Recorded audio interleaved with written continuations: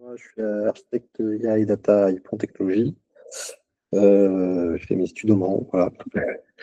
Et alors après, mes technos de prédilection, ça va notamment être AWS et sur des sujets notamment IA, GenAI en ce moment, mais pas que. Si vous me demandez si j'ai un modèle de préférence, ce sera Claude. C'est comme ça. J'ai pas d'argument plus que ça. Du coup, on va commencer par un peu de théorie. Donc en fait, l'idée c'est que c'est pas une conférence très technique. Déjà, l'idée, c'était vraiment de poser un peu quelques cas. Alors, si vous êtes déjà connaisseur du sujet, c'est les deux premiers, ça ne vont pas forcément vous apprendre grand-chose. Sinon, l'idée, c'est vraiment de comprendre un peu les différents concepts et de voir en fait où s'inscrit MCP.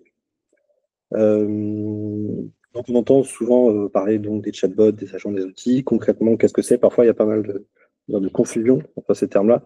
Le chatbot, ça va vraiment être l'interface conversationnelle qu'on connaît et qui existait avant l'avènement de l'IA générative, qui est capable de répondre à des questions en langage naturel. Et parfois, il y a quelques années, ce n'était pas non plus très, très performant. Je pense qu'on a tous eu des expériences un peu bizarres avec certains chatbots. Et c'était limité vraiment alors, aux connaissances pré-entraînées. Donc, il y avait vraiment derrière des modèles d'IA pré-entraînés, spécifiques, spécialisés sur les quelques questions que le chatbot était censé gérer. Voire parfois, c'était encore plus rudimentaire. C'était des règles du type s'il y a ce mot-clé-là dans la phrase. Alors, voilà. Et c'est les interactions prévues de base. Et en fait, du coup, les LLM sont arrivés avec leur capacité à être beaucoup plus généralistes, à pouvoir répondre sur des sujets, enfin, pas sur une liste précise de sujets, mais pouvoir vraiment s'adapter aux questions de l'utilisateur, à avoir beaucoup plus d'intelligence, et qui, du coup, ont pris le pas dans les chatbots sur ces modèles un peu plus classiques. Les agents, on va parler plutôt de systèmes autonomes qui sont capables donc d'accomplir des tâches sans qu'on ait explicitement codé tout le workflow, tout le processus pour qu'il puisse accomplir cette tâche-là. Euh, donc concrètement, euh, là où le chatbot de base, on lui dit alors si à ce mot-clé-là ou si c'est cette capacité, c'est cette requête-là qui est demandée par l'utilisateur, alors fais cette action ou réponds cela. On ne va pas avoir à lister toutes ces règles-là dans un agent. L'agent, il va être capable de réfléchir en fonction de la question de l'utilisateur et de déterminer s'il a besoin de contexte supplémentaire, d'informations supplémentaires pour répondre à l'utilisateur. Et si oui, quels outils il doit appeler s'il en a plus à leur disposition, et combien de fois et dans quel ordre, etc. Donc typiquement, une question très simple qui ne nécessite pas d'informations supplémentaires, par exemple. Si l'utilisateur dit juste bonjour, l'agent il va répondre directement. Mais une question plus compliquée, ou alors dont on a besoin de données temps réel sur lesquelles le LLM n'a pas été appris, etc. L'agent va comprendre qu'il n'a pas toutes les informations à disposition. Il va d'abord vouloir chercher cette information-là. S'il l'a et qu'il est juste que c'est complet, il répond au utilisateur, mais il peut dire alors c'est pas encore complet, il manque encore une autre partie de l'information, ou alors cette nouvelle donnée m'introduit un nouveau concept que je connais pas et qu'il faut que j'aille piocher, etc. Donc il y a toute une boucle qui se met en place, et c'est du coup quelque chose qui n'est pas codé à l'avance, c'est vraiment l'agent qui va réfléchir et planifier de lui-même. Et c'est ce moteur d'agentivité, ce moteur de réflexion, les LLM sont assez forts à ça. C'est pour ça qu'en fait on a l'agentivité qui et du coup, qui est arrivé en force ces derniers temps, alors que c'est pas non plus un concept très récent. Et donc, les outils, donc, c'est vraiment ce qui fait le lien entre les agents et les LLM et donc le monde extérieur. Donc, en fait, quand on va parler à un agent, on va pouvoir lui dire qu'il a une liste d'outils à disposition. Donc, ça, c'est caché, l'utilisateur ne le voit pas forcément. Il faut savoir que quand on interagit avec des applications comme ChatGPT, il y a il n'y a pas que la question qui est envoyée au LLM, mais il y a toute une partie de prompt caché. Et dans ce prompt caché, il peut y avoir voilà, une liste d'outils à disposition, comment les appeler, une description, etc. Et l'agent va pouvoir, s'il le souhaite, les appeler. Donc, ce qu'on entend par outil, ça peut être des API, des bases de données, du code arbitraire pour faire des calculs scientifiques, enfin, tout ce qu'on peut mettre dans une fonction. Euh, donc voilà, cette slide du coup reprend un peu plus en détail ce que je viens de dire. Donc là, ce qu'on voit vraiment, c'est que l'agent, il va avoir à disposition beaucoup d'outils. Parfois, il va pouvoir interagir avec l'agent. Et en fait, chaque outil, du coup, ça va être une description de ce que l'outil fait, les paramètres qu'on doit utiliser, ce qu'il retourne. Et après, en fait, on n'a pas besoin d'en savoir plus. L'agent, il a juste besoin de savoir à quoi ça sert, mais pas comment c'est implémenté derrière. Et les LLM un peu récents, du coup, ont ce qu'on appelle le function calling. Donc, ils ont été entraînés avec cette capacité native d'interagir avec des outils. Là où les LLM plus anciens, il fallait passer forcément par du prompt engineering. Donc, ce qui rajoute un peu plus de bruit dans le prompt. Donc, voilà. Et donc, arrivé tout dernièrement, le modèle contexte protocol. Et donc MCP, qui est un standard qui a été développé à la base par Anthropic et puis qui a été ouvert et qui est adopté là dernièrement, OpenAI, Google, Microsoft. Et c'est du coup un protocole qui permet de standardiser cette du coup, intégration entre le système d'IA d'un côté et les outils de l'autre, qui peuvent être divers et variés. Et qui se base du coup sur une architecture client-serveur, vraiment comme HTTP, sauf que c'est fait, optimisé et designé pour vraiment des interactions à base d'IA générative ou d'IA agentique. Alors, concrètement, pourquoi, à quoi ça peut servir? Donc déjà, c'était important voilà, de bien comprendre le concept d'outil, puisqu'en fait, MCP, ça va juste être du coup une technologie qui va permettre justement à une application, à un service, quel qu'il soit, via un serveur MCP, d'exposer des outils. Comme via un serveur HTTP, on expose des endpoints. Et donc, sauf que là, c'est une surcouche supplémentaire à HTTP, puisque le protocole est basé sur des échanges HTTP, mais vraiment dédié à l'IA avec toute cette couche sémantique, à quoi servent les outils, etc. Donc, avant MCP, et ben en gros, les responsables du développement d'une application d'IA devaient choisir, lister les outils avec lesquels ils souhaitaient s'intégrer pour améliorer leurs produits et développer et maintenir cette intégration-là. On va prendre un exemple très concret, pas forcément le réel, mais dire pour illustrer. Imaginons que ChatGPT souhaite s'intégrer aux API de la SNCF pour pouvoir fournir en temps réel l'état du trafic, les horaires de train. Eh ben, les personnes qui travaillent chez OpenAI doivent du coup comprendre comment fonctionne l'API de la SNCF, comprendre quel workflow il faut faire pour récupérer à partir d'un nom de ligne l'ID de la ligne, etc. Comment s'authentifier. Et ensuite, maintenant, vous déclinez ça pour toutes les sociétés de transport et vous déclinez ça aussi pour tous les domaines métiers. Donc, en fait, il y a un vrai bottleneck sur les équipes d'IA qui ne peuvent pas maintenir, développer les intégrations avec tous les services inimaginables, pardon, qu'on pourrait intégrer du coup à de l'IA générative. Donc, alors qu'il y aurait potentiellement de belles choses à faire.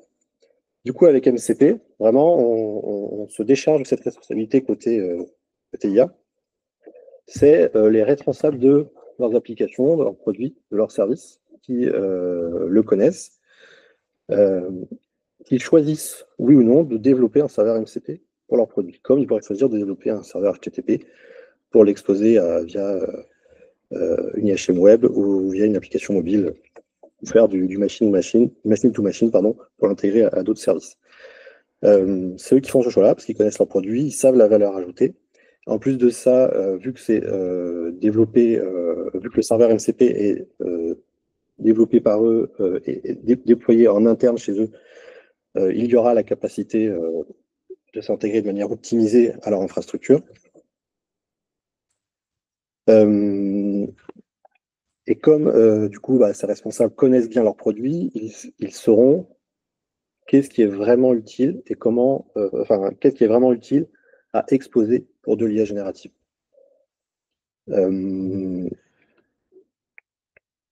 Quelques concepts clés du coup de l'architecture MCP. Alors déjà, on a ce qu'on appelle les ressources. Ça va être des données accessibles en lecture seule, des données souvent statiques, ou alors si elles sont modifiables, il faut prévoir un processus de notification des clients MCP. Ça, c'est des concepts qui sont définis dans le côté serveur. Donc en fait, ce sont juste des choses qui sont déclarées. Et l'application cliente MCP, qui est le chatbot ou l'agent, va les lister et les utiliser comme elle le souhaite. Donc, on a les ressources, on a les outils, les tools, donc c'est ce dont je parlais au début. Donc là, ça va vraiment être les actions exécutables, dynamiques, qui vont permettre soit d'écrire de la donnée, soit d'interagir avec d'autres systèmes, soit de chercher de la donnée de temps réel, qui change fréquemment. On a aussi la capacité d'exposer des prompts, qui vont être du coup des templates de prompts pour interagir de manière optimisée avec les bons prompts avec notre produit. Et il y a donc cette couche de transport parce qu'en fait, il y a une décorrélation dans le standard entre le serveur lui-même et comment le serveur et le client communiquent. Il y a deux couches de transport qui sont supportées officiellement, c'est STDO, donc local, c'est si on veut du MCP local, par exemple, si on veut via mon application, mon chatbot local, Claude, demander des choses à son système d'exploitation, lister les fichiers, mais plutôt que de le faire via l'IHM ou via la ligne de commande, le faire en langage naturel. C'est les fichiers qui sont plus anciens, de c'est le type, etc. Enfin, tout ce qu'on peut imaginer comme d'interaction avec le système d'exploitation ou avec des applications qui tournent en local. Et sinon, il y a du coup les serveurs distants sur lesquels on peut se brancher en HTTP. On peut avoir des couches de transport custom si besoin. Et en fait, tout se base sur le standard gestionnaire de PC, protocole de communication. Je ne sais pas si déjà vous avez des questions, si on peut avancer.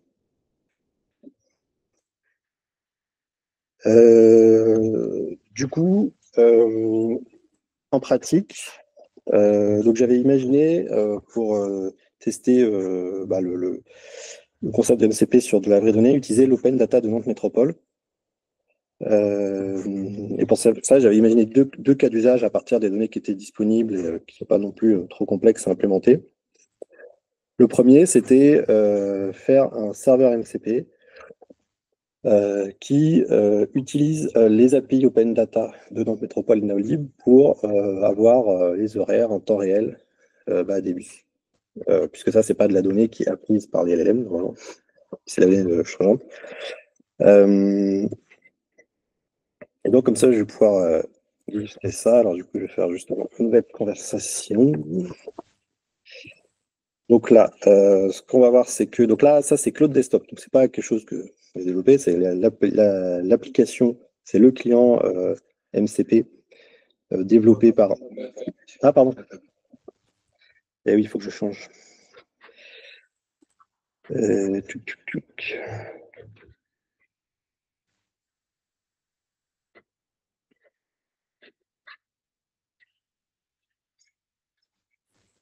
Ta présentation. Fenêtre. Donc, je disais donc. Vous voyez là? Oui. Donc, le desktop, c'est l'agent conversationnel développé par Anthropic pour parler avec Claude au long de sa journée, un peu l'équivalent de ChatGPT. Sauf que lui, du coup, il est installé là en local. Et donc, forcément, MCP étant développé par Anthropic, ça a été la première à le rendre intégrable. Et donc là, typiquement, je vois que j'ai des outils. Donc là, il y a les outils, on va dire, natifs. Et là, j'ai des outils supplémentaires. Donc West Disposal, j'y reviens après. Stop Times, donc c'est les horaires de bus. Donc ça, c'est deux serveurs MCP que j'ai développés. Donc Stop Time, ça va être donc les heures de bus de Nolib. Et ce que je vais faire, donc en fait, ce que a fait concrètement Claude au démarrage, donc Claude Desktop, parce que Claude c'est le modèle, pour bien différencier les deux choses, c'est qu'il a listé les serveurs MCP que j'ai configurés. Et à partir de là, à chaque fois que moi je parle avec Claude, du coup, il va injecter automatiquement la liste des outils disponibles. Donc là, je parle bien des outils personnalisés. pas des outils natifs. Donc, ce qui fait que normalement, si je demande quand passe plus 5, pardon, 5 à l'arrêt PUC,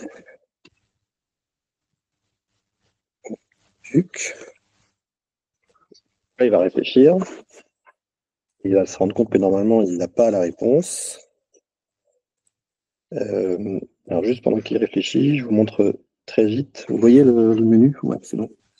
Donc là, on voit que en fait, il y a deux outils disponibles. Un qui s'appelle Get Stop ID from Name. Donc à partir d'un moment, il va trouver l'ID d'un arrêt de bus. Et Get Waiting Time at Stop, donc le temps d'attente à un arrêt. Donc en fait, il n'y a pas possibilité d'avoir directement la réponse. Il va falloir qu'ils comprennent tout seuls que, parce que moi je ne vais pas fournir un arrêt de bus, c'est normal, un ID d'arrêt de bus, c'est normal. Entre nous, quand on donne un rendez-vous à un arrêt de bus qu'on prendra, on ne manipule jamais l'ID technique de l'arrêt de bus. Il faudra que chaque arrêt de bus a un ID technique géré côté Naolib. On donne juste le nom. Mais il faut donc d'abord récupérer cet ID, et c'est seulement à partir de cet ID que je peux récupérer les données de temps d'attente. Donc, ce que va faire Claude, c'est que donc il a compris qu'il doit vérifier du 5 à l'arrêt Préauduc. Donc, il doit faire un get stop ID from name. Donc, il envoie cette requête-là, avec comme name Préauduc. Donc, il a compris dans ma phrase, il a su isoler. Donc, ça, c'est l'intelligence du LLM, que de savoir isoler les différents mots ou les transformer pour obtenir les bons paramètres. Et la réponse de cet outil-là, c'est PDUC1, qui est donc l'ID de l'arrêt de bus Préauduc. Ensuite, il dit, donc là, c'est son processus de réflexion. Donc, c'est pas la réponse définitive. La réponse définitive, elle est là. C'est en fait, avec à partir de Claude 3.7, on a accès au texte de la réflexion du modèle. Et donc, il dit, j'ai trouvé l'ID de l'arrêt, puis maintenant, je vais obtenir des informations sur les temps d'attente de la ligne 5 à 7 arrêts. Donc là, il dit qu'il va essayer les paramètres, blablabla. Il nous explique tout ça. Ce qui fait qu'il appelle l'autre outil, Get Waiting Time at Stop, avec donc le stop ID qui est 1. Je ne vais pas préciser de direction, on aurait pu dire en gare à banane, donc il a mis ça à nul. Et ligne number 5, parce que j'ai dit 5. Donc encore une fois, c'est l'intelligence du LLM qui permet d'extraire ces informations directement depuis le langage naturel. Et donc la réponse, c'est ça. Donc il y a ça, direction gare à banane, et ça, donc oui, donc il leur envoie. Ce qui fait que maintenant, la réponse définitive. Là, tout ça, c'était ce que j'expliquais tout à l'heure, la boucle d'appel des outils. Le prochain bus 5 à l'arrêt Préauduc passe dans 3 minutes en direction de la gare banane. Le bus suivant de la nuit passera dans 18 minutes. Les gares sont à l'arrêt. Voilà.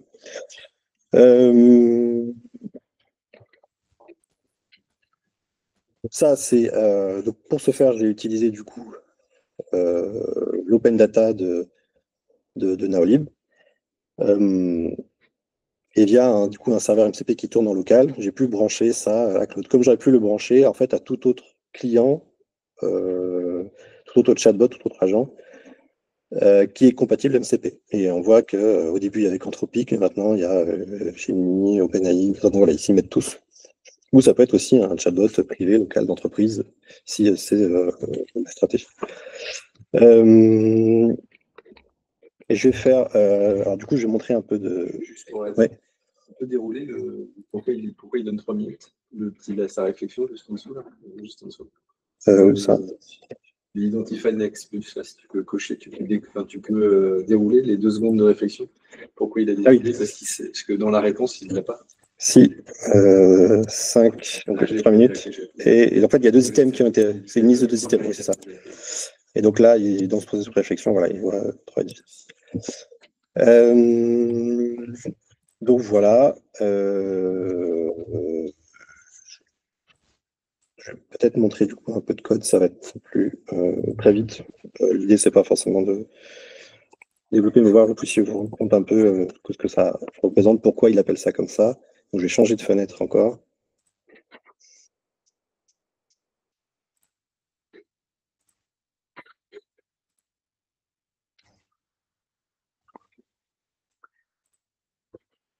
Je pense que vous voyez mon écran. Donc là, ça, c'est un projet Python de serveur MCP. Donc il y a un SDK Python pour faire du serveur et du client MCP. Très vite, donc là, c'est de l'initialisation, je charge le dataset, voilà. Et donc, c'est là où je déclare. Donc, je vais d'abord instancier un serveur MCP. Donc, Fast MCP, c'est une approche rapide de faire du MCP, si on veut faire des cas d'usage un peu standard. Sinon, on peut faire du custom avec une approche un peu plus bas niveau. Donc, je crée un serveur MCP qui s'appelle comme ça, voilà. Et à partir de là, je peux déclarer des tools en annotant une fonction. La fonction get stop ID from name, que vous avez vu tout à l'heure dans l'interface de Claude. Et je décris ce qu'elle fait. Et en fait, c'est là où c'est intéressant, c'est que l'approche FastMCP, elle va utiliser la documentation du code, et c'est ça qu'elle va envoyer au LLM. Alors, on peut customiser cette approche-là. Et en fait, là, le code, il est tout simple, c'est j'ai un nom, je regarde si il est dans mon dataset de mapping qui permet de faire name to ID, sinon je retourne none. Et là, c'est le deuxième tool que j'avais déclaré, qui est get waiting time à stop. Là, pareil, j'ai des paramètres, certains sont optionnels. Donc, c'est pour ça que, par exemple, je n'avais pas demandé de direction, il avait compris, il a mis nul la direction, par contre, il n'avait pas mis nul la line number. Donc là, il y a toute la description. Et donc là, c'est le processus de requête où là, pour le coup, on voit que j'appelle vraiment l'API temps réel de la TAN. Et là, je transforme ça. Là, c'est juste de la transformation de JSON vers une structure de données en Python. Et du coup, on revoit les différents champs, le numéro de ligne, la direction, waiting time, et laisse departure symbolé 1 pour dire si oui ou non, c'est le dernier départ avant la fin du service. Voilà, et peut-être il faut, dans un script principal, le lancer, faire un run, et là, j'ai transport et CDAO, c'est pour dire que c'est du local. Voilà. On peut faire la même avec l'autre serveur MCP. Donc, je vais rebasculer sur Claude.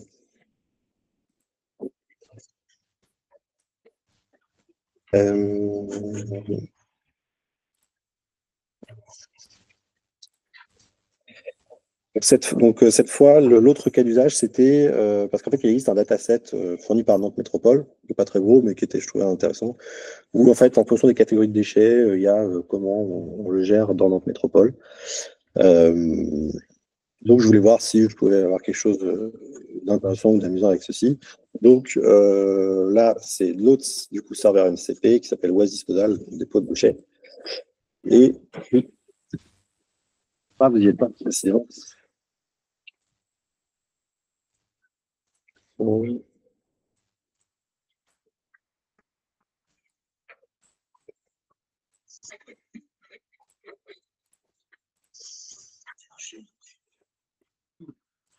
Voilà.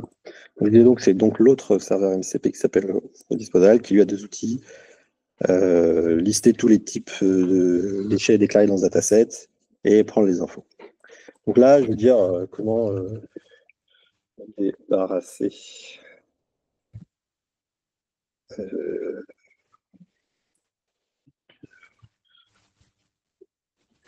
en vert.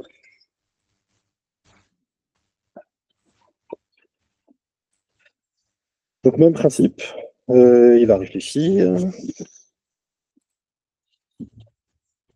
Il comprend qu'il doit appeler pour être sûr il ne veut pas se baser juste sur l'apprentissage, qu'il doit appeler l'outil, donc liste. Donc là aussi, en fait, il faut savoir que l'API ne permet pas d'avoir directement à partir d'un nom. Il faut d'abord avoir un ID de déchet.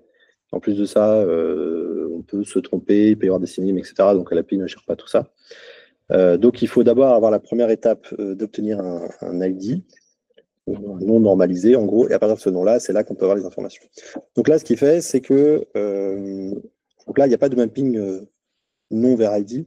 Il doit plutôt obtenir d'abord toute la liste des types existants et prendre celle qui semble la plus proche de la demande de l'utilisateur. Donc là, typiquement, moi, j'avais demandé bouteille en verre. Donc là, il fait un list all West type. Donc, il n'y a pas de paramètres passés. Donc là, il obtient tous les types de déchets déclarés. Et là, il va les lire et il va comprendre que, a priori, par rapport à la demande initiale de l'utilisateur qui était bouteille en verre, la catégorie qui semble le plus rapprocher, c'est bouteille, flacon, pot en verre. Et c'est là où il peut faire get info. Cette fois, il passe sans paramètre le type, la catégorie telle qu'elle est déclarée dans le dataset. Et là, il obtient les informations. Et c'est à partir de ça qu'il peut donner sa réponse. Là, on voit tout ça, c'est pas quelque chose. Là, j'ai montré tout à l'heure dans le code de l'autre cas d'usage, on ne code pas la logique, le workflow, etc. C'est vraiment l'agent qui est responsable de décider quand il faut appeler, qu'est-ce qu'il faut appeler, dans quel ordre, etc. s'il y a besoin. Donc c'est vraiment intéressant. Et en fait, si on se passe du point de vue de la personne, enfin de l'équipe produit, par exemple, si à Nantes Métropole, ils voulaient vraiment déployer ça sur leur serveur, en fait, ils n'ont même pas besoin de connaissances en IAM, de faire tourner des LLM. Ils ont juste besoin de faire un serveur MCP qui du coup déclare des cas d'usage intéressants et avec un prompt un peu optimisé. Mais après, toute l'intelligence, ça va être porté par les applications clientes. Un autre exemple, ça peut être parce que, je ne sais pas, je le ferai via de la photo. Donc là, il me semble que c'est. Donc là, je prends en photo donc là, une boîte de Doliprane. Donc, on va voir si l'intelligence de Claude qui arrive à décrire une image va permettre de transformer cette image dans un texte adapté pour répondre à ce besoin. Donc, comment débarrasser de cela? Alors, ce serait peut-être plus intuitif de faire avec un téléphone, mais l'idée est la même. Donc, là, il réfléchit, processus de réflexion. Donc, il comprend qu'il doit faire gâteau acide. Donc, déjà, l'intelligence de Claude. Donc, là, on profite vraiment de l'intelligence de ces LLM, de ses clients. Vraiment, les équipes d'IA se focus sur l'intelligence de leurs produits et les équipes produits se focus sur l'exposition de leurs services. Claude, ils ont leur modèle, c'est très bien décrypter une image, donc il a compris que c'est une boîte de médicaments, etc. Donc il fait le même principe que tout à l'heure, il prend toute la liste, il voit médicaments, et là, ce qui est trop bien, c'est qu'en plus, moi, j'aurais pu mettre Doliprane ou Ferragon, ce qu'on veut, et lui, il a su faire le lien, en fait, Doliprane, ça tombe dans la catégorie des médicaments. Et là, donc, j'ai les règles selon notre métropole, retour en pharmacie. Donc voilà, après là, c'est l'affichage en langage naturel. Mais voilà. Et pareil, en fait, j'aurais pu être un touriste et me demander en anglais how to,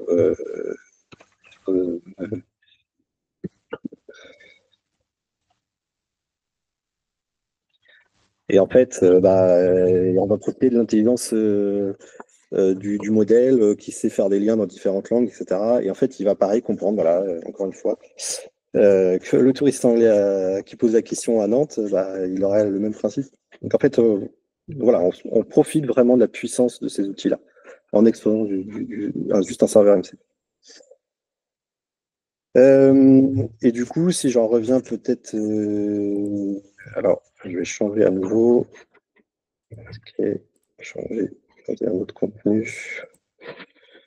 Mettre.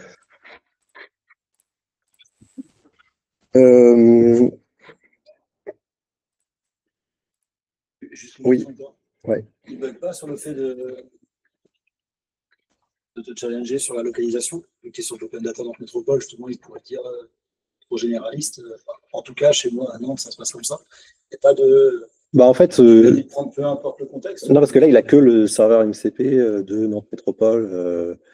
En fait, on pourrait imaginer qu'il y ait des serveurs MCP dans chaque ville et qu'il y a aussi un outil qui lui permet d'avoir d'abord la localisation, parce qu'en fait, il va d'abord me localiser.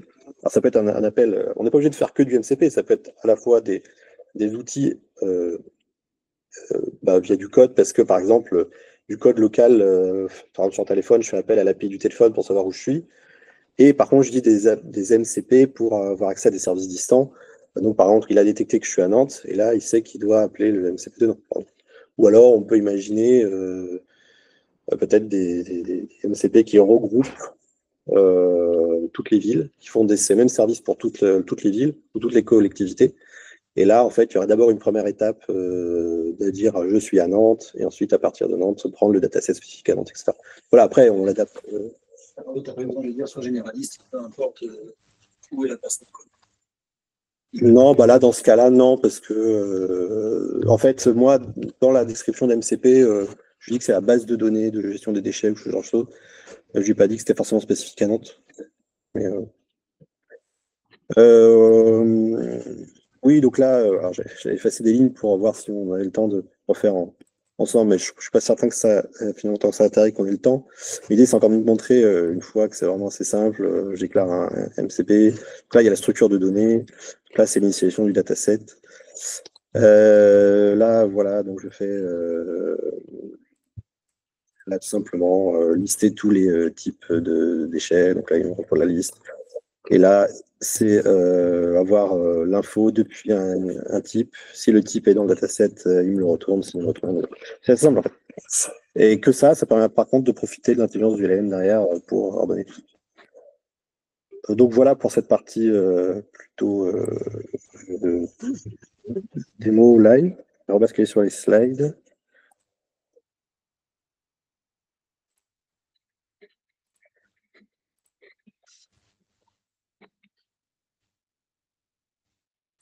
Là, cette dernière partie, c'est quelques projections pour un peu ouvrir le sujet. Donc, il y a eu dernièrement vraiment des adoptions majeures. Donc, il y a MCP qui est intégré côté OpenAI, même dans l'API.